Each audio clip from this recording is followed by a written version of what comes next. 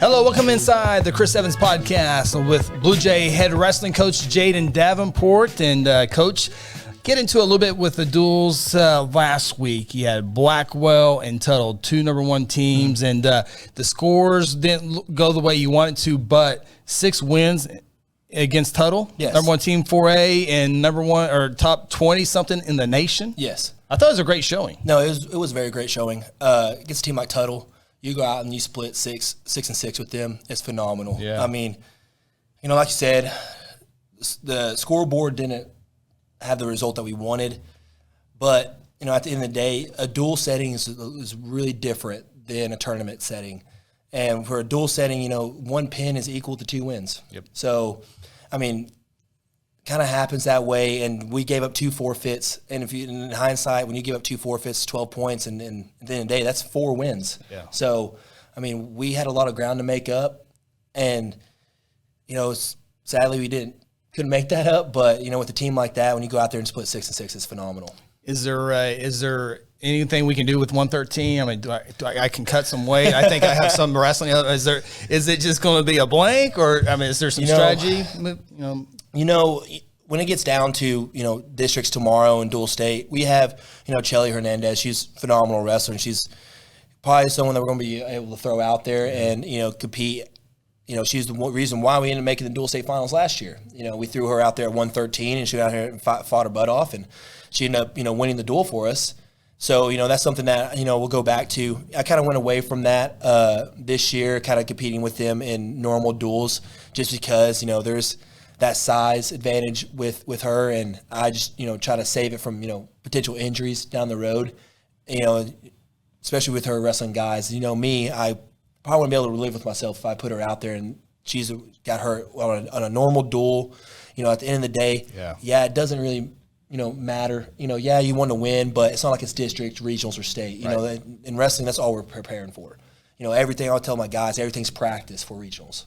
That's the most important tournament of the year is regionals. You can go 0-30, but if you go out there and win a state title, none of that matters. And we talked about that a little bit last week on the show. Go to Blackwell on Thursday, and we'll talk about that here. It's the same move. They kept, I was watching broadcast, Sean's broadcast. It's like they had the same move apparently with the arm, but the district. When you look at district record and people who don't know wrestling, they see the record. We're 2-7, whatever it is. Like we were state runner-ups this year, but we talked about that tough schedule, and so you look at it moving better.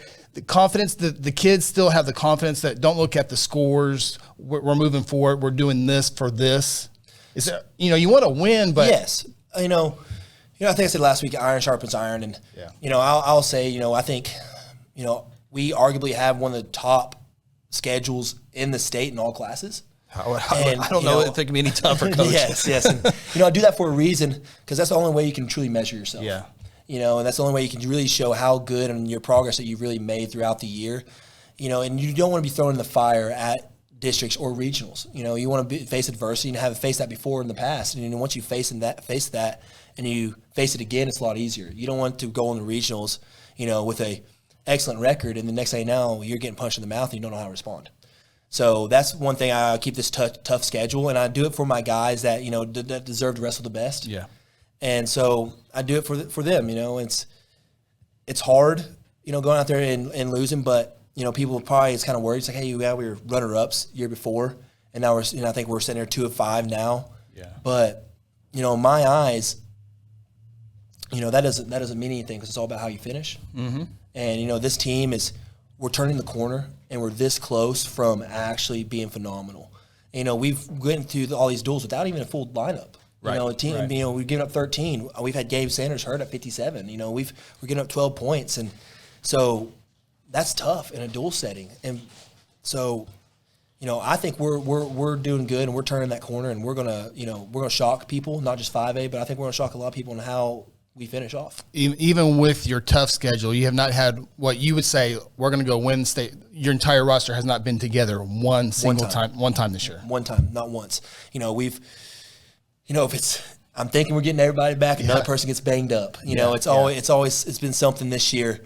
So, and when you're looking at that, it's, I'm happy the way our guys has competed. There's some areas that we need to change, and there's only way for my coaching aspect is I don't know what to fix if we just go out there and beat the crap out of people. Right. I actually now know where we need to, do better at, in what positions, and what we need to fix when we go out there and wrestle tough competition. Because at the state tournament, everyone's tough. Right. So, I'm going to skip over the Carl Albert tournament for just a second. Yes. Last night, Heritage Hall on Tuesday night, you guys go on the road and get the victory. So, Yes. A dominating victory as well. Yes. Tell us about that night. Well, Heritage Hall, they're a phenomenal program. They have a great coach, Joe Smith, John Smith's son. He's Good phenomenal. start. He's gonna turn that program. Just now getting a junior high program started down there, and they're gonna be a phenomenal program. And they've always had really, really good guys. Mm-hmm. You've had G. Feller, you've had all these guys that's come out of Heritage Hall that's been great, been state champs. They've never had a full team, but when we go out there, I think they had 8 guys. We went out there and we scrapped and went about 4-4 with them, split with them. But I think three of their guys are top kids in the state and also in the country. They're already committed to go D1 in wrestling. So they're producing a lot of great talent out of Heritage Hall. And that's probably the first team that we faced that also doesn't have a full lineup like us. So that was kind of a great moment where it's like, all right, we're okay with giving up 13, giving up 57. We're all right with doing that because they're doing the same. Right. So now it's just kind of go mano a mano. Who's going to go out there and win more matches than the other guy? And we end up doing that. That's good. Got the victory last night. All right, over the weekend, Carl Albert Malcolm Wade tournament, a huge tournament because it's basically a 5A preview tournament. Yes, it is. Yeah. And had some guys go out and win. A lot of guys compete, win medals. But your thoughts before we get into the individual matches? Is 5A what you thought was going to be before going into the year? Is it better? Yeah. There's a few teams that's kind of impressed me a little bit, but I kind of knew it was going to be like this. Yeah. It's going to be a dogfight, and 5A is probably one of the most open divisions. It is. 6A is kind of locked up. 4A, even 3A is battling between 2. But in 5A, there's 5-6 teams that can go out there and win it. And Carl Albert was a great showing of that. And we went out there and we placed 6th, but that's still without 2 starters. Right. Actually 3 starters because we were missing Gabe Sanders, returning state qualifier. We're missing Cole Madison, who's banged up right now, and he's a 3-time state placer. And we miss Nick Herendine, which is a phenomenal heavyweight. It's ranked top 4 in heavyweights right now in 5A. So we went in there without 3 of our starters and still placing top 6. It's great. Talk about some of the performances. Obviously, Eli and Braden went in and handled business as they have become accustomed to doing, and not everything's guaranteed. And that's the one thing that is amazing with these guys is their attitude, their work ethic, and everyone. Yeah, on paper I'm gonna win, but they go out and work and execute and get better. Yes, they do. I mean, I wish everybody got to see them two wrestle in the room. Yeah, they're the one group I don't have to worry about. I could walk, even on practice. Even in practice, I don't even have to be in there, and they're going to go get the work in. They're going to get better, and like you said, they're the guys we rely on to go out there and get the job done, and they do it day in and day out. Not just close matches, but in dominant fashion. Mm-hmm. Eli's went out there and wins OW, outstanding wrestler again for 2 weeks in a row. I mean, that just tells you something on the level that Eli's on, and Braden has won his 3rd straight tournament in a row. And, it's, his teammate is winning OW, but if it wasn't for Eli, he'd probably win it, And so, and with them being workout partners and they hold each other accountable. So not only does Eli win OW, but, Braden wins it as well because that's his workout partner. If it wasn't for Braden, Eli wouldn't be the Eli that he is today. It's amazing. Just talk about some of the other kids in that tournament that did well and any surprises from them. Yeah, there's a few. Caden goes out there and gets 3rd. He lost a close match in the semis to a McAllister kid. We let that one go. That one's on us, but we know where to learn. We know where to fix. Bryson kind of did the same thing. He lost a close match. Hit a beautiful double leg, and just ends up falling up, giving up some back points, and couldn't recover from that. And then Wesley Silvas is probably the guy that's been impressing me the most this year. Yeah. He's kind of coming in, didn't know what kind of wrestler he's going to be. Knew he was good, but we didn't know how good he was actually going to be. And he's becoming the guy that's going out there and getting it done. Yeah. He's going not just getting wins, but he's pinning people. He's a pinner, and once he gets on top, you're not getting up. Yeah. You know, he will rip your shoulder off and he'll bury you and he'll go out there and pin you and he'll shake your hand afterwards and smile and he'll walk off the mat all happy. And so he's probably the guy that's, impressed me the most this year is Wesley Silvis. And not only is he a great kid, but, he's becoming a phenomenal wrestler. There's always 4 dates on the schedule that are the biggest dates. I mean, Tuttle's fun, Blackwell's fun, the tournament's Cushing, all the ones you've been into, the schedule of the year. But there's 4 huge dates, and one of them is coming up on Thursday. When tomorrow. You guys go to Piedmont for the district duels, Guthrie, Piedmont, John Marshall, and McGinnis. And the winner of that duel goes to Dual State. Goes to the show, yes. Guthrie looking to do it for the 3rd year in a row. That will again be in Enid. And obviously, Guthrie, Piedmont later on in the duel. You start off, I think, with John Marshall or McGinnis first. We start with McGinnis and John Marshall, and we're going to finish off, that quad duel with Piedmont. It's going to be a good duel. They're on a full team. All the guys are going to be able to wrestle. Yeah. They've always been able to wrestle. They have a Hammer at 120. That's a state champ. That's a phenomenal wrestler in Cash. And, all of our other guys, I think they can go out there and take care of business. I told these guys that, just a second ago before I left practice, it's like, guys, they're not going to lay over for us. Yeah. We can go out there. We can beat these guys by 30 if we wrestle like Guthrie knows how to wrestle. Mm-hmm. We wrestle our style and we push the pace on these guys. We'll bring it out to deep water and they won't be able to swim with us. And we'll be able to take care of business. But, if we don't, they can hang around. Yeah. They've proved that they can. They're kind of lingerers, and they'll kind of try to squeeze some of those close matches out. So I told my guys, challenge my guys, is hey, once you see that opportunity, you got to put it away. Yeah. Put it away early. Piedmont, a 5A dual team, but a 6A tournament team. Yes. So they got numbers. Yes, they do. Yeah. So, again, Guthrie looking to go dual state for the 3rd year in a row, and it comes down. And it's kind of weird because in basketball, if you lose your first game, you're done. But if you win that one, you have to be eliminated twice. Mm-hmm. In football, you have to show up that day. Yes, you do. If you want to keep your goals in line. Yes, you do. It's you can't go and lose it and then think you're going to battle back. It's one and done. And we got to sit there and we got to go and we got to get ready to go battle. I mean, that's one thing about wrestling is there's no days off. Yeah. And no one's going to hand it to you. And that's the thing. You can't rely on anybody else either. Especially in a dual setting. I tell these guys, it's like, yeah, wrestling is a individual sport, but it is put in teams, but you are relying on the individual. And, in a duel, you're not just wrestling for yourself. Yeah. You're wrestling for your teammates, because if you go out there and you end up giving up a fall, you're going to have another guy that's going to try to pick up that slack. And in this sport, it's hard to do. And you talk about that state champion at 120, and, you obviously want to try to win at 120, but you want to compete. Yes. And go 3 periods and, win, obviously. But if you lose a point, 2, or, just give up the 3 at worst case scenario, but, try to eliminate the 6 is the strategy. Yes. And, Alan Orndorff is our 20-pounder, and he's going to have a tough task. And I think Alan can go out there and compete with Cash. He's just going to have to go out there and get ready to battle. Yeah. And that's one thing. He's going to have to just get him out in his mind right and take it to him and not be passive. A lot of these guys, they kind of get psyched out by names. Yeah. But when these kids realize that we can compete with anybody, no matter the school, no matter the individual, but we have to go wrestle our style, and we have to go push the pace to them, and not let them open up and be offensive. And I thought I saw that against Tuttle because they have state placers, state champions, and state, all that good stuff. But I didn't see that intimidation factor. You can kind of see, when Eli and Braden go up against some guys, they already had their guy beaten. Going out there shaking. Okay, he's here. Okay, all right, I'll prepare. But I didn't sense that. And that's part of that why you make that schedule. So they're not going to be intimidated. Alan Ordor, he knows 120 is good. He knows this guy's good. But he's been in a bunch of tough matches with guys, maybe not state champions, but Tuttle, Blackwell, high quality wrestling. That's where.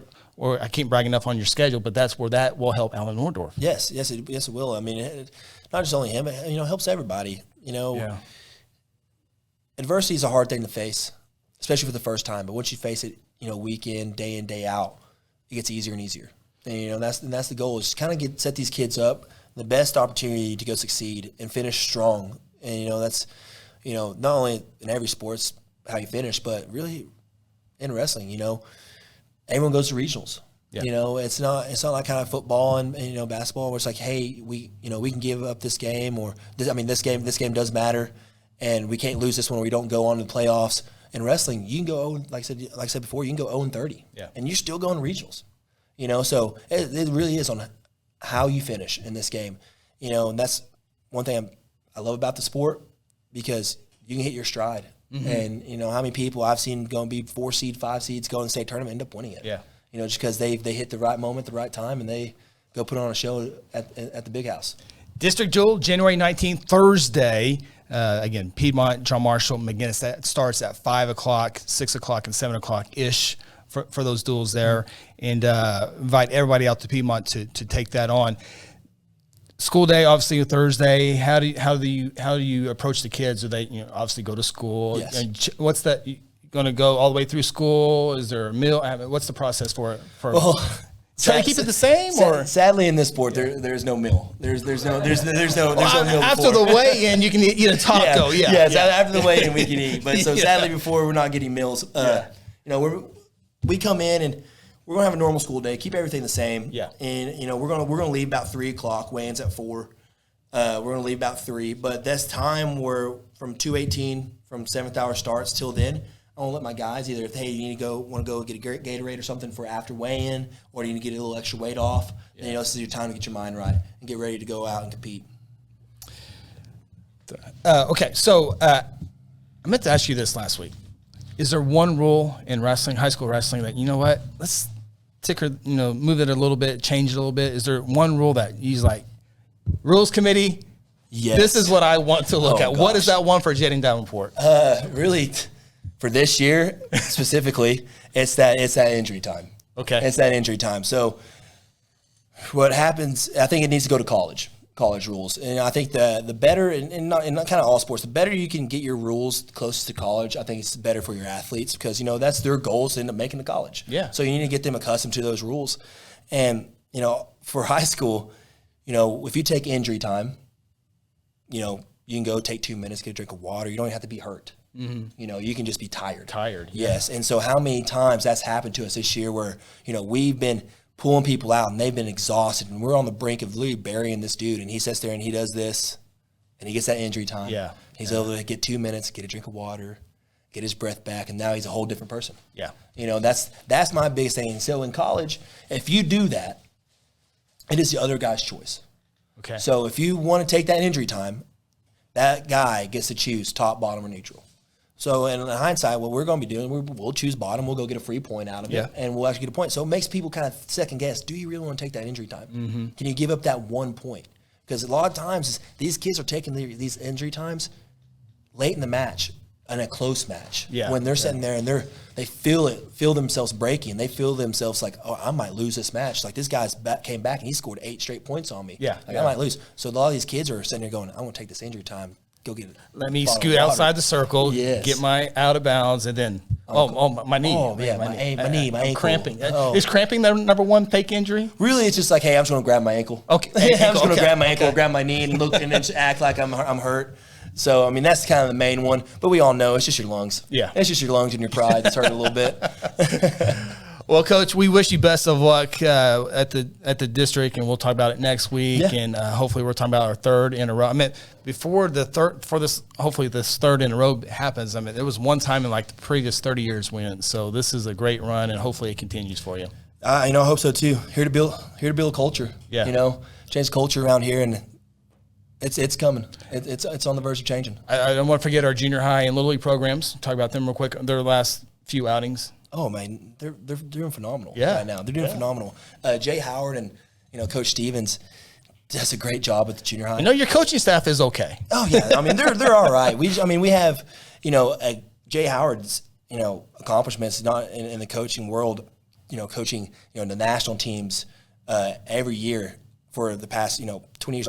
Heck, he coached me in the nationals and my brother. Yeah. So we've known Jay for a long time. Coach Stevens being a Perry guy and. With Perry's, wrestling, that historical wrestling that they have up there, and him being a past head coach before, knowing how to run a program. Mm-hmm. And, you can't ask for 2 better guys to run a junior high. And then, I can't say enough about the youth league. We have great guys on there with Sean Silvis. Heck, we even have ended up pulling, Caleb Gibson out of the woodworks, and he's a college wrestler from a Guthrie boy. So we ended up pulling him out, and, he loves the kids. And everyone down there in that youth league, you really know that they truly just love the kids and they love wrestling. And that's the main thing I like about it, because they're there to make sure these kids love the sport. Did you head up to UCO over the weekend and take in all that fun stuff? No, I did not know that. No, I did not. I needed a little break after this weekend. I got my blood pressure up. I almost had to take out a referee or two this weekend for some bad calls. So I had to kind of get away from it. I saw you get after the official in Blackwell too. Yes, I did. Got a little excited. Yeah, I ended up losing a team point on that one. I saw that one. I'll take that. I'll take that. I'll lose a team point for that.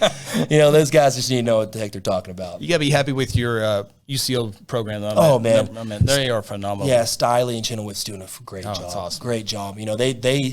They traded one phenomenal coach for another one. Yeah. That's hard to do. Mm-hmm. That's really hard to do. But in a place like UCO, I'm not shocked. They know how to run their wrestling program. Yeah. In all classes, one of the top historical programs in all divisions. Yeah. I'm blessed to call myself a Bronco. Yeah, it's a great program. The state of Oklahoma is just, it keeps getting better and better and better. I know OSU's down a little bit from what their highest standards of all standards, but just overall, the sport is growing. It was huge, but more and more. Wrestling's grown so much just in the past 10 years. Since I've been there, it's grown so much. And the girls program, you had 3 last year, and now you got almost not a full roster, but close to it. Darn close to it. Yes, it is. Yes, it is. Good times. Coach, best of luck in Piedmont. Oh, thank you so much. Go Blue Jays. Appreciate head coach Jadon Davenport. Join us again. District Duel in Piedmont, Thursday, January 19th. It all starts at 5 o'clock. Get out there and support the Jays as they go for number 3 in a row at Dual State. Appreciate you checking out the Chris Evans podcast. We'll talk to you next time.